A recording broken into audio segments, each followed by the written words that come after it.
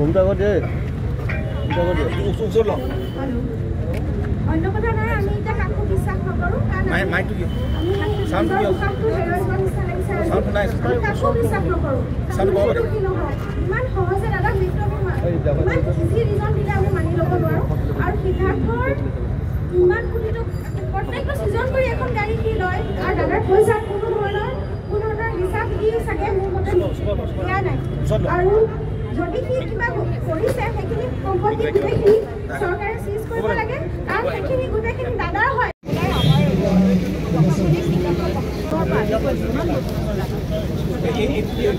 খালি অকমান বাটটো এৰি দিবলৈ অনুৰোধ জনাইছো আমি আৰু সেইগৰাকী ব্যক্তি জুবিন দাক অন্ত্যেষ্টিক্ৰিয়া সেই অনুষ্ঠানতো অংশগ্ৰহণ কৰিব দিয়া জুবিন দাৰ হত্যাকাৰী ফাঁচি দিয়ক জুবিন দাৰ হত্যাকাৰী কৰায়ত্ব কৰক আমাৰ দাবী মানিবই লাগিব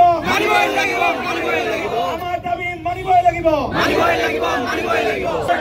আমাৰ মাজত মূল দুগৰাকী সহশিল্পী আছে তেখেতসকলে বহু অভিযোগ উত্থাপন কৰিছে সিদ্ধাৰ্থ শৰ্মাক গ্ৰেপ্তাৰ কৰক শ্যামকানু মহন্তক গ্ৰেপ্তাৰ কৰক আৰু তেওঁলোকে ক'ব বাকী যিমান সকল গৈছিল জুবিন দাৰ লগত এগৰাকী কণ্ঠশিল্পীও গৈছিলে তেওঁকো সোধপোছ কৰিব লাগে তেওঁকো জেৰা কৰিব লাগে কি নাম আছিলে অমিত প্ৰভা মহন্ত শেখৰ গোস্বামী তেওঁলোকৰ বিৰুদ্ধেও এজাহাৰ দিছে তেওঁলোকৰ তদন্ত আওতাত আহিব লাগিব তেওঁলোকক জেৰা কৰক আৰু সঁচা কথাখিনি যদি শেখৰ আৰু অমিত প্ৰভা মহন্তক জেৰা কৰে সঁচা কথা কিন্তু ওলাই পৰিব আৰু আসাম এছ'চিয়েশ্যন ছিংগাপুৰ তেখেতসকলৰ বিৰুদ্ধেও অভিমন্যু তালুকদাৰ কিবা ফুকন এইবিলাকো কিন্তু তদন্ত আওতাত ৰাখিব লাগিব কৰায়ত্ব কৰিব লাগিব মই চুইটি আৰু শতাব্দী দুইগৰাকী আছে আপোনালোকে তেওঁ মুখেৰে শুনি লওক সিদ্ধাৰ্থ শৰ্মাৰ অকথিত কিছুমান কাহিনী সিদ্ধাৰ্থ শৰ্মাৰ যিবিলাক সম্পত্তি আজি কথা ওলাইছে সেই সম্পত্তিৰ তদন্ত আমাক লাগে আৰু মম এডাল দি দিবলৈ অনুৰোধ জনাইছো সকলোৱে মম জ্বলাওক গ'লে ভাল হ'ব অকণমান সকলোৱে লাইট পাতি দিয়ক আমাৰ শিল্পীসকলকো আমি ইয়াতে লাইট পাতি দিবলৈ নহয় আচলতে খুব দুৰ্ভাগ্য অসমৰ মই ভাবোঁ যে ইয়াং টেলেণ্ট যেতিয়া নোহোৱা হয় মোৰ অনুভূতিটোও চাগে অকণমান সুকীয়া কাৰণ মইতো এনেকৈয়ে জয়ন্ত হাজৰিকাক হেৰুৱাইছোঁ আৰু মাত্ৰ 34 years হৈছিলে সেইটো এটা এক্সিডেণ্ট গম পাইছিলোঁ কিন্তু জুবিনৰ ক্ষেত্ৰত এইকাৰণে মানি ল'ব পৰা নাই যে তাৰ যিটো শাৰীৰিক অৱস্থা তাৰ লগতে এজন ডক্টৰ যাব নোৱাৰিলে হয় তাৰ লগত এজন সিকিউৰিটি নাই বুজিলোঁ ফেমিলি কিবা এটা অসুবিধা হ'ব পাৰে একো কথা নাই এইটো মই এটা অকলেও বহুত কাম কৰোঁ মোৰ ল'ৰা থাকে দিল্লী মোৰ বোৱাৰী থাকে মুম্বাইত সকলোৱে নিজৰ কৰ্মব্যস্ততা যাৰ যেনেকৈ পাৰিছে মোৰ ল'ৰা গৈ পেলাই শ্ৰদ্ধাঞ্জলি মুম্বাইত হেৰি কৰিছে দি আহিছে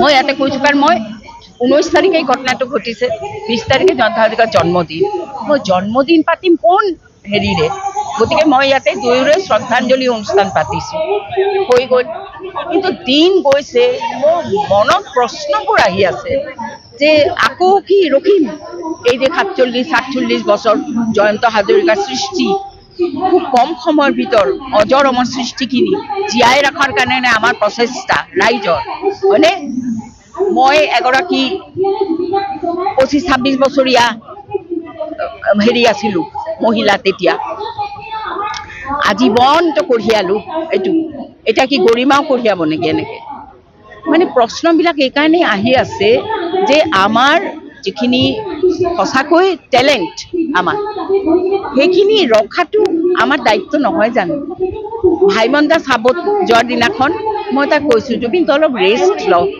কিয় এনেকৈ চটফটাই ফুৰিছ গাটো ন অকণমান গেছ হৈছে বমি লাগিছে বৌ কৈছোঁ তই ঘৰত যা নালাগে চিনেমা পাছত তই চাব পাৰিবি কেনেকৈ ঘৰত যাব হস্পিটেলাইজ হ'ল গতিকে বৰ দুখৰ কথা নিজৰ সি কেয়াৰ লোৱা টাইপৰ নহয় গতিকে দৰকাৰ আছিলে তাৰ কেয়াৰ লোৱা নহয় জানো সেইটো কথা আৰু মই কি ক'ম তাৰ সৃষ্টি তাৰ হেৰি নৱপ্ৰজন্মক সি যিটো দি গ'ল সকলোৱে জীয়াই ৰখাটো কৰ্তব্য দায়িত্ব কৰিব লাগিব এইখিনি কথা এয়া আশা কৰোঁ হ'ব কৰিম আমি। ন্যায়পোৱাটোতো একদম অতি নেচেচাৰী, ন্যায়পোৱাটো খুবেই দৰকাৰ। সেইকাৰণে এইবিলাকৰ প্ৰশ্নৰ সন্মুখীন হ'ব লাগিব যিসকলে লৈ গৈছিলে। উচিত হোৱা নাই, এনেকৈ লৈ যোৱা উচিত হোৱা নাই। বিশেষকৈ তাৰ লগতে এগৰাকী ডক্টৰ কিয় লৈ নগ'ল, কাৰণ সেই ডক্টৰ নেমকেয়াৰৰ ডক্টৰগৰাকীয়ে বাৰে বাৰে তাক কৈছিলে পানীৰ পৰা জুইৰ পৰা সি আঁতৰি থাকিব লাগে। এই কথাটোতো সকলোৱে জানে। এইখিনি কি দায়িত্ব নাছিল তাক পানীত যাবলৈ ৰখাবলৈ? কিয় কৰিলে সেইবোৰ? সেই উত্তৰ দিয়ক। কৰিব লাগিব। শ্যাম কানু মহন্তৰ নিচিনা এইবিলাক খলনায়কক ফাঁচি দিব লাগিব।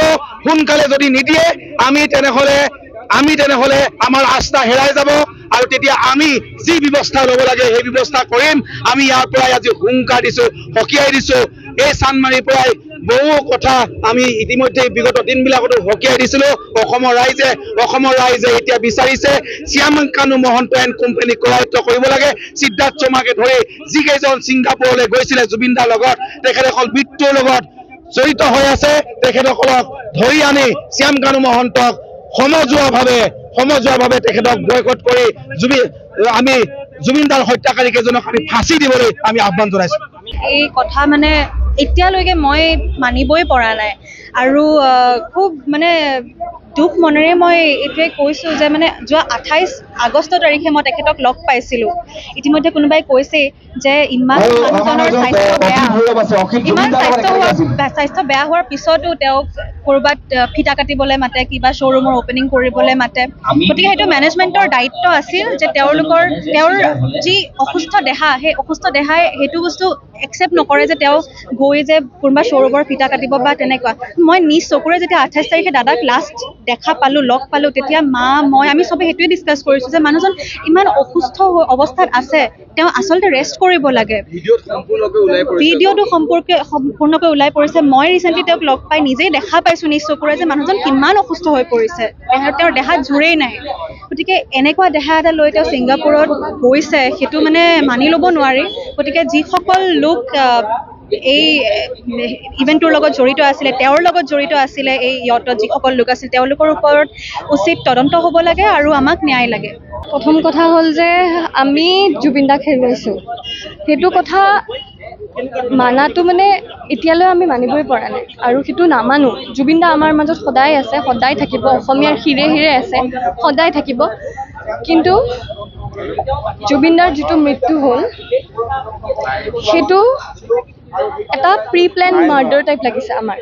গতিকে মই অসম চৰকাৰক আহ্বান জনাইছোঁ যে তেখেতে সোনকালে অতি শীঘ্ৰে তদন্ত কৰিব লাগে, আৰু কি সঁচা কি মিছা আমাৰ আগত উলিয়াই দিব লাগে, আৰু বেছি দেৰি কৰি থাকিব নালাগে। কাৰণ যিমান দেৰি হৈ থাকিব বস্তুটো সকলোৱে হয়তো পাহৰি যাব।